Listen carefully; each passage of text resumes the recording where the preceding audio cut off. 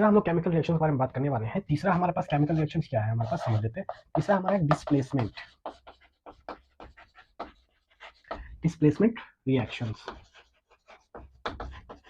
Displacement reaction क्या होते हैं बच्चों, आपको समझाता हूं मैं। डिस्प्लेसमेंट रिएक्शन किसे कहते हैं?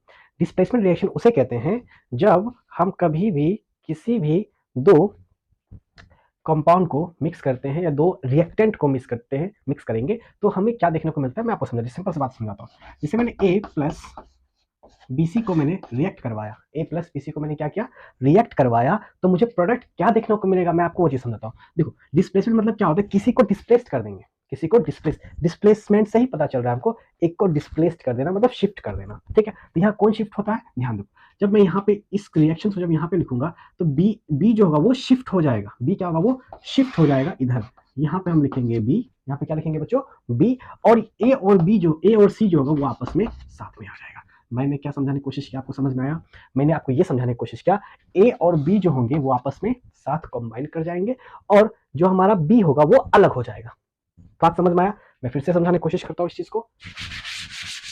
मिट तो नहीं रहा है तो फिर भी मिटाऊंगा, है कि नहीं, क्योंकि आपको सिखाना तो है ना, कॉन्सेप्ट देना है मुझे। जैसे मैंने बोला आपको ए था और प्लस बीसी था, इसको मैंने रिएक्ट करवाया और मैंने क्या क्या देखा इसमें, मैंने ये देखा कि ए और सी जो है वो साथ में आ गए, ए और सी जो थे वो साथ में आ गए और प्लस बी को जो थे वो अलग कर दिए, बी को हटा दिया वहां से, है ना। तो सी के साथ कौन आ गया, ए आ गया, ठीक है। तो बी को हटा दिया तो बी हट गया, दूर चला गया। तो इस तरह के जो केमिकल रिएक्शंस होते हैं इसको क्या कहा जाता है, डिस्प्लेसमेंट रिएक्शंस। डिस्प्लेसमेंट रिएक्शन का मतलब क्या हुआ, समझ में आया आप लोगों को? समझ, मैंने क्या बताया कि जो बी है वो डिस्प्लेस्ड हो जाएगा, अभी तो सी के साथ था, अब सी के साथ यहां से हट जाएगा, सी के साथ कौन आ जाएगा, ए आ जाएगा। इस तरह के केमिकल रिएक्शंस को क्या बोलेंगे हम लोग, डिस्प्लेसमेंट रिएक्शंस, ठीक है। अब डिस्प्लेसमेंट रिएक्शन जो होते हैं उसके कुछ हम एग्जांपल्स करते हैं, तब आपको ये चीज समझ में अच्छी तरीके से आ जाएगी। तो हम इसका एग्जांपल्स लेते हैं एक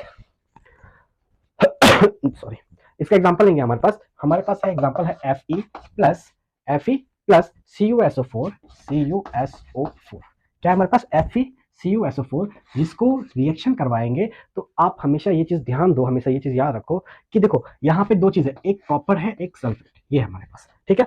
तो कॉपर सल्फेट है हमारे पास, Cu अलग है, कॉपर है, एक सल्फेट अलग है। तो इस दोनों में से जो कॉपर होगा वो डिस्प्लेस्ड हो जाएगा। कॉपर क्या होगा, क्या होगा बच्चों, कॉपर जो होगा वो डिस्प्लेस हो जाएगा। कॉपर क्या होगा हमारा, डिस्प्लेस हो जाएगा। मतलब क्या, अब हम जो बनाएंगे यहाँ पे रिएक्शन जो देखने को मिलेगा तो वो हमारा FeSO4 plus Cu, copper. Clear है बात? तो यहाँ पे आपको देखने को क्या मिल रहा है, हमारा जो Fe है वो हमारा सॉलिड है, यहाँ पे क्या हमारा Fe क्या है, हमारा सॉलिड है। Cu जो है हमारा वो एक्वस है, CuSO4 क्या हमारा एक्वस सॉल्यूशन है, ठीक है, एक्वस सॉल्यूशन है हमारा। क्लियर? अब यहाँ पे क्या हो गया, अब यहाँ पे हमारा ये हमारा एक्वस हो गया और ये हमारा सॉलिड हो गया। क्लियर है बात? यहाँ तक समझ में आपको आ रही है? अब दूसरे एग्जाम्पल, ये हमारा पहला एग्जाम्पल हुआ, हम दूसरे एग्जाम्पल की तरफ मूव करते हैं। दूसरा एग्जाम्पल क्या हमारा, zinc, Zn plus zinc plus CuSO4 करेंगे तो CuSO4, ठीक है, CuSO4 को रिएक्ट करवाएंगे तो क्या हमारा होगा, ये इसका अगर स्टेट का बात करें तो ये हमारा होगा सॉलिड, ये होगा हमारा एक्वस।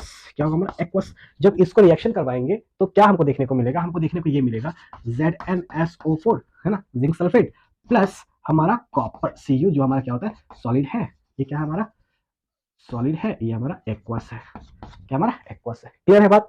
अगर हम तीसरे एग्जांपल का बात करेंगे तो Zn प्लस HCl करेंगे, क्या करेंगे हम लोग, तीसरा एग्जांपल क्या हमारे पास, Zn प्लस HCl, जो हमको रिएक्ट होने के बाद देखने को मिलेगा, ये हाइड्रोजन डिस्प्लेस हो जाएगा, तो क्या देखने को मिलेगा हमको, ZnCl प्लस H। क्या देखने को मिलेगा हमको, Zn प्लस Cl, क्या देखने को मिलेगा, Zn प्लस Cl 2H2 कर लेंगे। क्लियर है बात, Cl2H2 ये बैलेंस कर लेंगे हम लोग, बाद में सब बैलेंस किया जाता है, इसको बैलेंस सिखा दूंगा मैं आपको कैसे बैलेंस किया जाता है। इसके बाद का जो मैं लेक्चर आपको दूंगा, जो वीडियो बनाऊंगा वो बैलेंसिंग इक्वेशन पे ही होगा, वो कैसे इक्वेशन को बैलेंस करते हैं, अलग अलग तरीके का होगा, वो सारे के ऊपर हम डिस्कस करने वाले हैं। 3 हुआ, ठीक है। ये 3 आपको जो मैंने आपको दे दिया है, बट एक और सोचता हूँ दे देने के लिए। चौथा आप देख लो, आपका एग्जाम्पल है Fe प्लस, ठीक है, Fe plus H2SO4 sulphuric acid जो होता है हमारा, ठीक है, इसको रिएक्शन करवाएंगे तो हाइड्रोजन हमारा डिस्प्लेस हो जाएगा, हाइड्रोजन क्या आएगा हमारा, Fe आ जाएगा, तो FeSO4, ठीक है, FeSO4 प्लस H2 हमारा आ जाएगा, क्या आ जाएगा हमारा H2 आ जाएगा। ये चीज आप याद रखो, मैंने क्या बोला आपको, मैंने ये बोला डिस्प्लेसमेंट रिएक्शन में जो यहाँ पे है, जो हमारा इस जगह पे है, इसको क्या कर देंगे हम लोग, डिस्प्लेस कर देंगे। क्या करेंगे इसको डिस्प्लेस, इसके जगह पे जो पहला आ रहा है, फर्स्ट वाला आ रहा है, उसको डाल देंगे उस जगह पे। क्लियर है बात। तो ये हमारा क्या कहलाएगा, डिस्प्लेसमेंट रिएक्शन। एक को डिस्प्लेस कर देंगे यहाँ पे और इसको डिस्प्लेस कर देंगे यहाँ पे, तो ये दोनों साथ में आ गया, यहाँ लिख दिया और इसको अलग कर दिया, इसको क्या कहेंगे, डिस्प्लेसमेंट रिएक्शन। नेक्स्ट मूव करते हैं हमारे रिएक्शन नंबर 4 पे।